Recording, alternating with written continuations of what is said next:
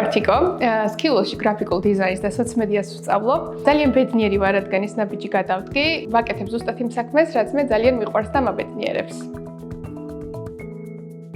კრეატიული სამყარო ყოველთვის მაინტერესებდა, მიუხედავად ამისა, მრავალი წლის მანძილზე სრულიად სხვა მიმართულებით ვმუშაობდი, თუმცა ჩემი ეს ინტერესები არსად არ გამქრალა და ამიტომ გადავწყვიტე, რომ იდეები რეალურ პროექტებად მეკცია. სკილოსში მეგობრის რეკომენდაციით მოხვდი და დღეს ჩვენ აქ ერთად ვსწავლობთ.